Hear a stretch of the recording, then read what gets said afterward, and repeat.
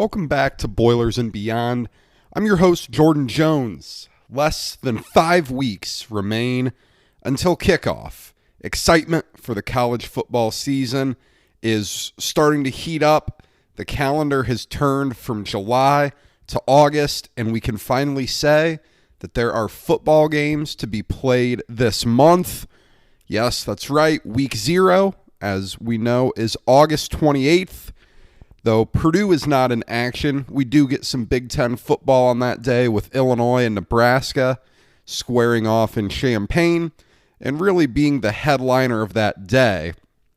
But, as I said, less than 5 weeks. I'm recording this here on Monday night, 33 days away from Purdue and Oregon State running on the field at Ross-Ade and kicking off another season of Purdue football. We're going to continue previewing that season here today with our annual magazine preview episode. This won't be a super long episode, but a little something to see what the national pundits and publications are saying about this Purdue team as we head into Jeff Brohm's 5th year. Crazy to think that Brohm is already in year 5. It's gone by incredibly quick, and it's crazier to think about when you compare that to the fact that Purdue's last 2 coaches, Danny Hope and Daryl Hazel, did not make it to a year 5. Jump off real quick here. We're going to start with a little bit of news about Jeff Brohm here, adding David Elson to the defensive staff as an analyst, former head coach at Western Kentucky. He led the transition for the Hilltoppers from the FCS to the FBS in the mid-2000s. After Ellison was done at Western Kentucky, made some stops as a defensive coordinator at Southern Illinois, Western Illinois, and Ball State. This isn't surprising that Brohm is looking to add more to the defensive staff. He spoke multiple times this offseason about the importance of having lots of voices in that defensive room. He really hammered on that at Big Ten Media Day a couple weeks ago, and it makes sense. One of the easy things to point to about last season that didn't go well for Purdue was the Bob Diaco experiment. Clearly, it didn't go as well as Purdue had hoped. Diaco was never able to win over the locker room from the sounds of it. And as the season went on, the defense just became more and more of a problem. A little bit less discipline on that side of the ball throughout the year. And from what I know, the defensive players just never really clicked with Diaco. And, of course, that is something you've got to have a successful defense. I like that Elson has some significant experience. These analyst roles are becoming more common across college football now. And Purdue hopping on that boat is not surprising at all. And it's a pretty good move, in my opinion. We did see on August 1st official football scholarship offers go out to the players who have committed to Purdue thus far. Every once in a while across college football, you'll get a good story of a kid who announces his commitment to a school and doesn't receive an official offer or, can't send a national letter of intent in. Some of that stuff happens, and it's always interesting, but none of that coming from Purdue. It appears everyone who is committed has been offered, so that's always a plus. And then camp opens this week. It's exciting stuff. Friday, August 6th, camp opens with a open to the public practice in Ross-Ade. That's Friday evening. Unfortunately, I will not be able to be there. I will be moving into a new apartment that evening, but it's an exciting opportunity for fans to get out and see the team. Last year what's really been a bummer for Purdue football fans is how secluded the team has been since the Old Oaken Bucket game in 2019. You didn't get a spring game in 2020 where usually the players are very accessible, autographs, all that stuff.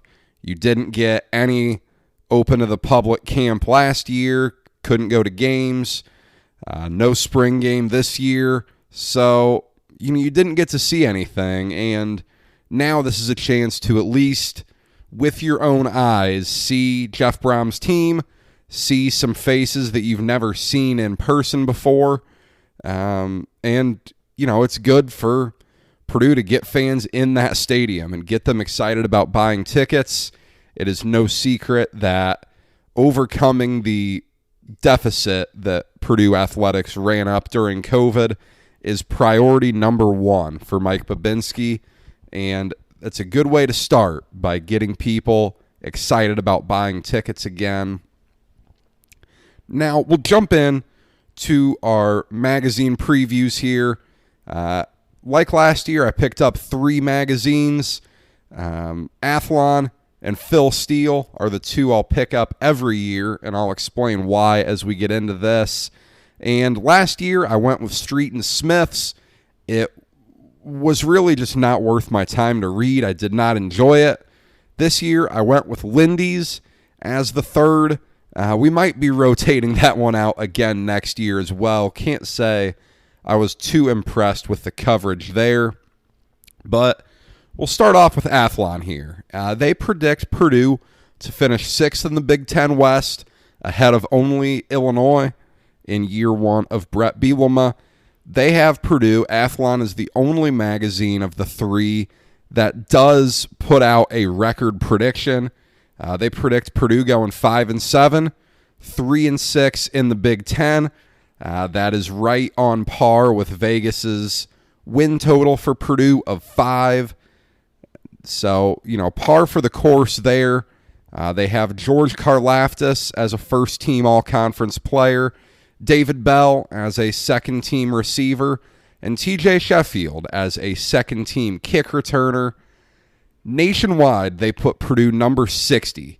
So, really middle of the pack, towards the bottom end of that Power 5 level. But, when they get into their Purdue-specific preview, though, they highlight that the quarterback competition is wide open. Talk about Aiden O'Connell and Jack Plummer, the 2 most likely candidates for that job this year. There's a lot of talk about the running game struggles a year ago, and that is something certainly you cannot get away from. Purdue has really struggled to run the ball effectively 2 years in a row now, and they're right. That cannot be a 3rd straight year. They do seem, though, to be fairly high on the offensive line, which certainly is not a sentiment echoed by everybody around college football or by Purdue fans. They're especially high on the interior of that offensive line. Gus Hartwig, Tyler Witt, Spencer Holstedge, a number of names that are in there that could play a role for Purdue, could play a very big role for Purdue this year. But where they are not high on Purdue at Athlon is the defense. They are complimentary of the defensive line, with George Karlaftis and DeMarcus Mitchell at the ends going after the passer. But you don't hear a lot of good things in this preview about the back 7. They do include Corey Trice in the impact players section, the big 6'3" corner out of Kentucky. He'll be a 3rd-year starter this year. But besides Trice, not a lot of compliments are paid to that back 7. Cam Allen did get a little bit of a mention as the leader of the safeties, but, not a lot of positivity around the defense.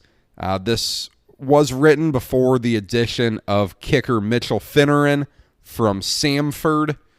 He figures to be the starting kicker this year. At the time this was written, they were banking on a 3-way competition between Dellinger, Chris Van Ekkeren and Ben Freehill, the Oklahoma State transfer. But all signs point now towards Finneran being the guy to start the year. Purdue looking to replace J.D. Dellinger, and not an easy thing to do. Dellinger was a solid kicker for the Boilers over his time. The best part of Athlon's magazine, though, and this is why I will buy the Athlon magazine year after year, is that they interview an anonymous coach in that conference to talk about each team. So an anonymous Big Ten coach weighed in on the Boilermakers, and they were not all that complimentary. They questioned Purdue's toughness, which is an interesting point that I think is fair, particularly after 2 underwhelming seasons in a row. They said it's too much flash and not enough substance.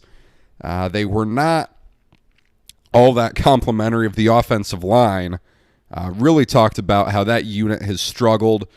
But on the flip side, they were very, very high on Purdue's receivers, saying that they're only second to Ohio State in the Big Ten, with the Buckeyes led by Chris Olave and Garrett Wilson.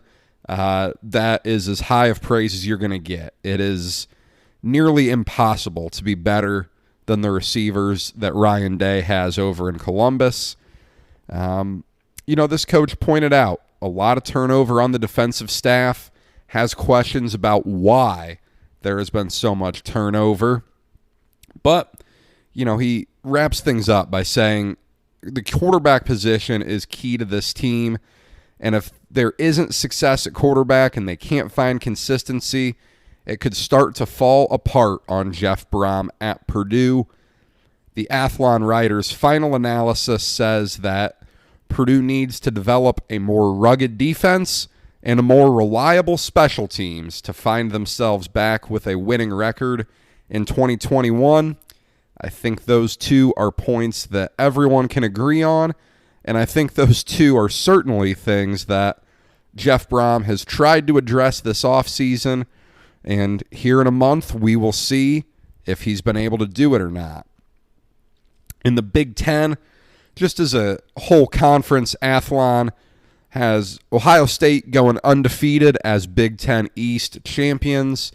Wisconsin winning the West at 9-3, 7-2 in the Big Ten. Ohio State, they do obviously have winning the conference and going back to the playoff. The one interesting part, they predict the records. They have 10 of 14 Big Ten schools bowl eligible.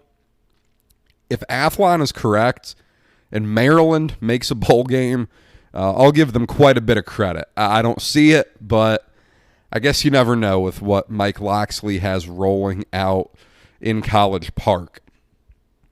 Moving on over to Lindy's, we will save my favorite, Phil Steele, for last.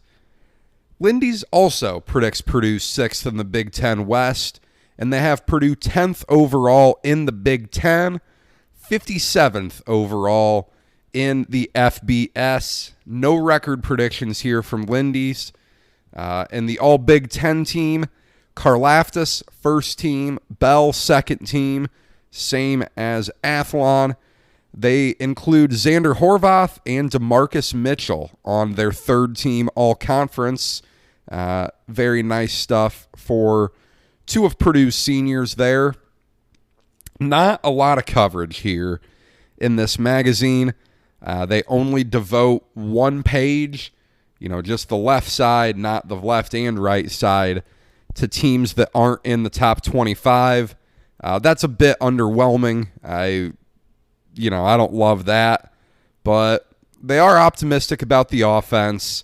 They called Purdue's running back room a solid 1-2 punch with Xander Horvath and King Daru. That is an area where, there's a lot of reason for concern. It's a thin room, and we'll talk about that more because Phil Steele brought that up.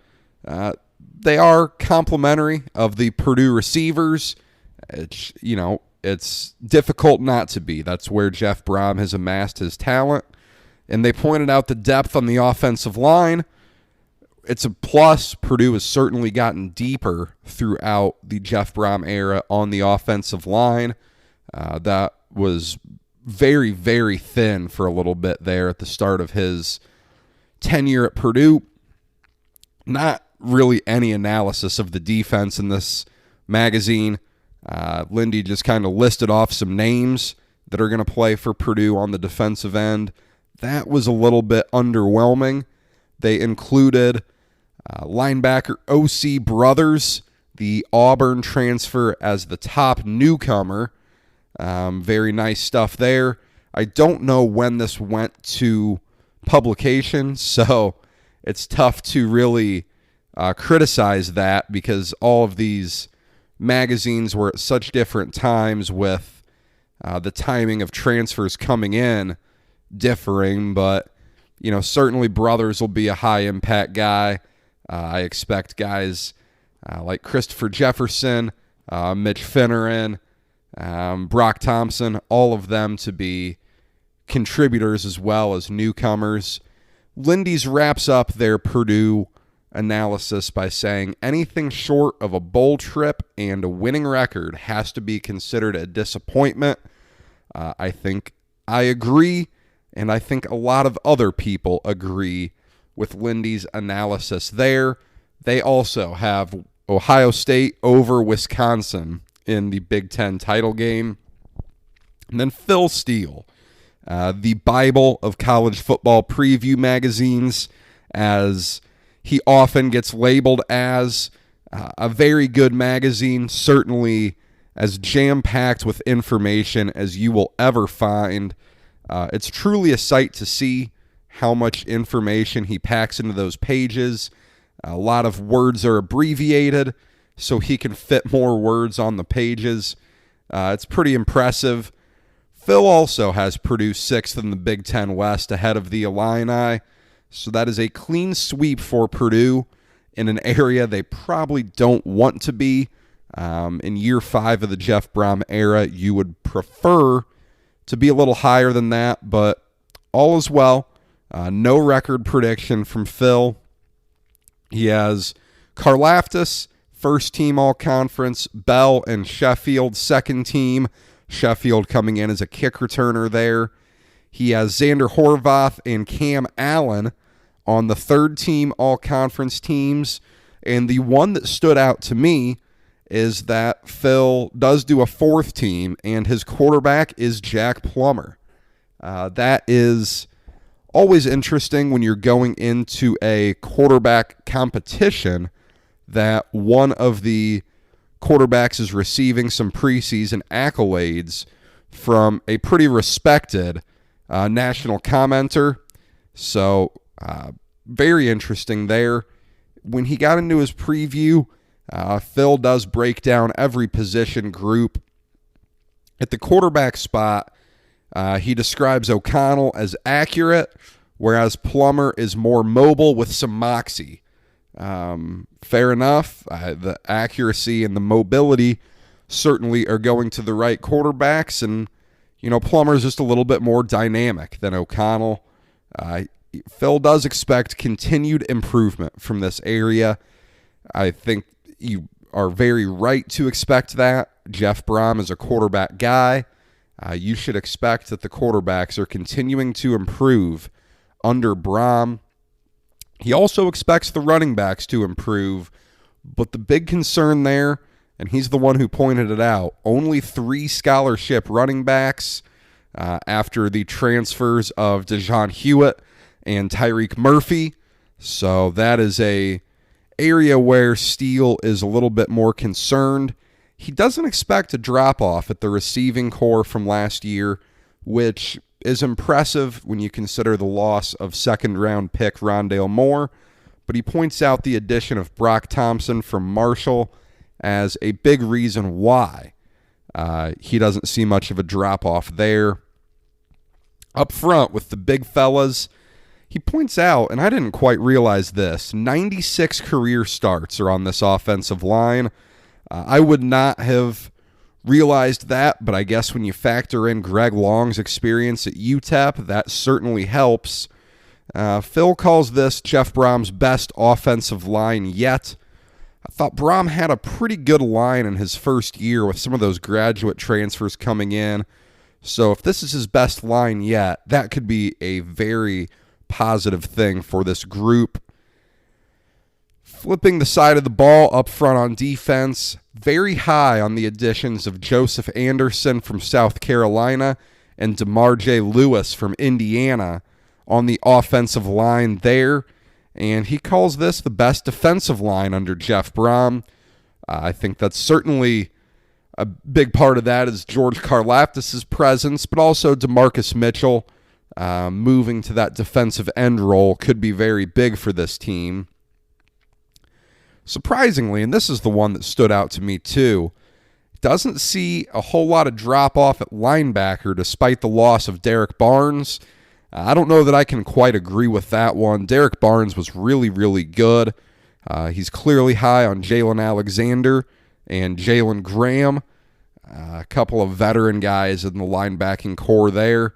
And he factors in O.C. Brothers, the Auburn transfer linebacker who got some recognition in Lindy's as well. And what was really, really interesting to me, Phil's analysis of this defense is very complimentary compared to the other two previews. He said he thinks this could be Purdue's best secondary in terms of pass defense since 2014. That's going back a ways, certainly. Brohm's first secondary wasn't half bad. I thought that was a pretty good group with Josh Okonie, Hunt, a couple other guys back there. That was a good group. But, the 2014 group wasn't bad either. The Darrell Hazel years were just so rough. But Anthony Brown and Frankie Williams were solid pieces back there. He's high on Corey Trice and Jamari Brown back there to make some significant differences along with Cam Allen and Marvin Grant. Certainly expects significant improvement at special teams with the additions of Mitch Fanarin and Jack Ansell, the Australian punter who projects to start. Overall, Phil thinks that both sides of the ball are improved, but the difficult schedule could be what holds Purdue back. I will be providing you my comments on the schedule in a few weeks here. Preview, I don't like it. I think it is very counterintuitive, but save that for a few weeks here when we start going through the schedule before kickoff.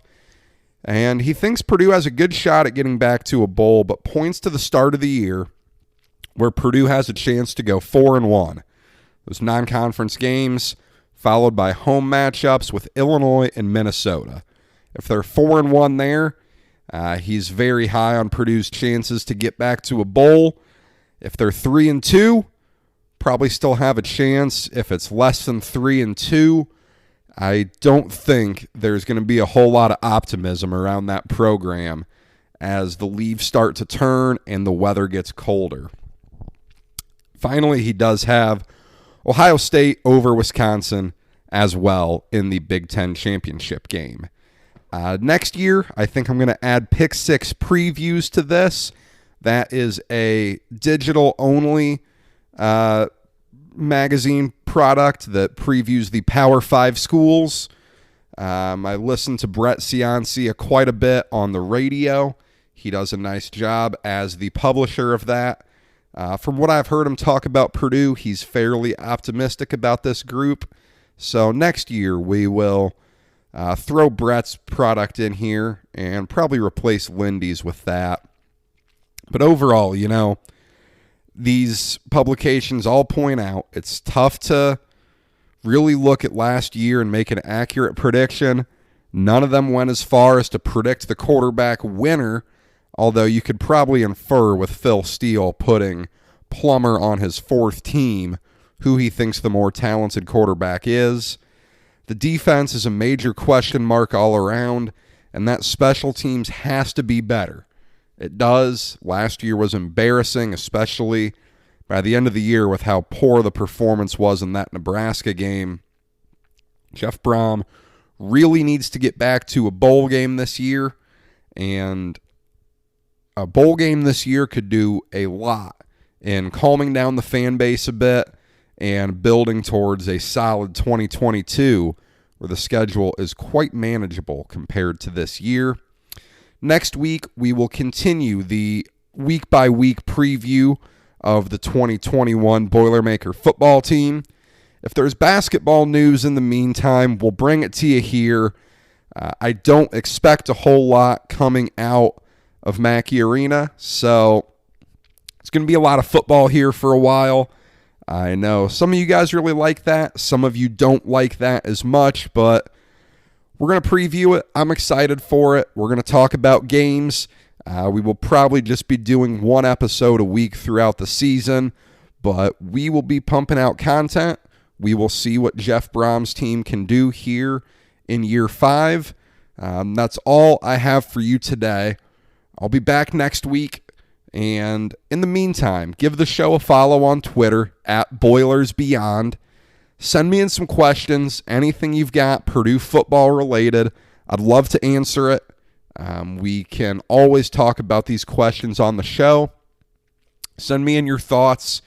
And until next time, stay safe and enjoy some football coming back with the start of camp, and the sights of fall are finally coming back.